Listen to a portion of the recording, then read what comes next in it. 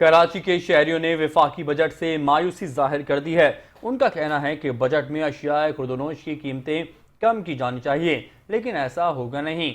जबकि खवातीन का कहना था कि हुकूमत मेकअप की अशिया की कीमतें कम करे। बजट वैसे आने वाला है और बजट के हवाले से दो तीन चीज़ें मैं शेयर करूंगा कि बजट जब आए तो हमारी गवर्नमेंट जो है ज़्यादा से ज़्यादा कोशिश करे कि हमारे नेट एक्सपोर्ट्स में इजाफा करे, इंपोर्ट्स में कमी करे, क्योंकि एक्सपोर्ट जितना बढ़ता है आप लोगों को पता है कि आपके फॉरेन रिजर्व्स बढ़ते हैं और आपकी इंपोर्ट्स कम करती है तो हमारे ज़ाहिर बात फॉरेन रिजर्व जो स्टेट बैंक के पास होते हैं एज रिज़र्व वो निकल रहे होते हैं। जितना रिज़र्व निकलते हैं तो महंगाई में इजाफा होता है, इन्फ्लेशन बढ़ती है।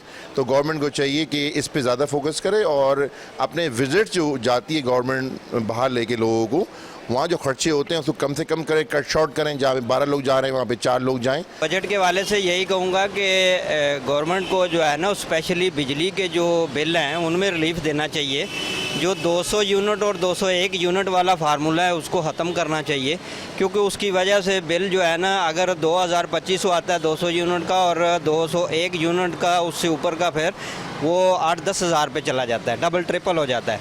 तो ये मेहरबानी करें क्योंकि सारे खाते पीते लोग नहीं होते।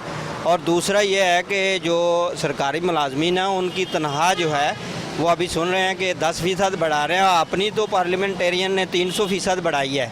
तो इस जो दूसरे सरकारी मुलाजमीन हैं उनका क्या कसूर है कि उनकी 10% बढ़ा रहे हैं? तो या तो अपनी काम करें और 10% भी नहीं बढ़ाएं। हमेशा ही गवर्नमेंट है ना औरतों के हक पे ही डाका डाला है हमेशा, चाहे वो मेकअप का सामान हो, चाहे लेडीज़ सूट्स हो या उनके फैशन के एक्स्ट्रा कोई भी चीज़ हो, हमेशा गवर्नमेंट लेडीज़ पे सबसे ज़्यादा जो ना वो टैक्सेस लगाएं।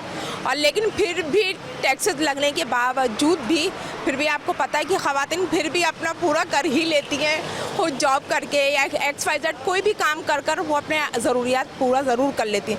लेकिन कम अज़ कम मैं ये कहूँगी वज़ीर आज़म से रिक्वेस्ट है मेरी कि कम अज़ कम आप मेकअप के सामान से लेकर खाने पीने की भी जो अज्जा है, जैसे हर आदमी अमीर नहीं है आजकल के दौर में, बहुत से लोग ऐसे हैं जो बेचारे गरीब हैं जो अफोर्ड नहीं कर सकते हैं। आपको उनको मद्देनज़र रखकर भी बजट पेश करना ज़रूरी है।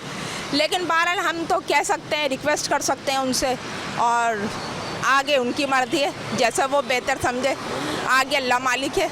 इस बजट के अंदर ख़ास तौर पे सैलरी टैक्स पर्सनस को बहुत ज़्यादा रिलीफ मिलना चाहिए, क्योंकि बहुत अरसे से बहुत ज़्यादा बर्डन है और अच्छे मतलब हमेशा से सैलरी पर्सन ही टैक्स पे कर रहे हैं और उन्हीं पे मज़ीद बोझ पड़ रहा है। देखिए बात यह है कि बजट हमारे यहाँ 70-76 साल से जब से ये मुल्क कायम है हर साल बजट आता है, लेकिन मसला ये होता है कि हर साल जो बजट आता है वो मुश्किलात पैदा करता है आवाम के लिए, बजाय इसके कि वो उसमें कोई बेहतरी लाए।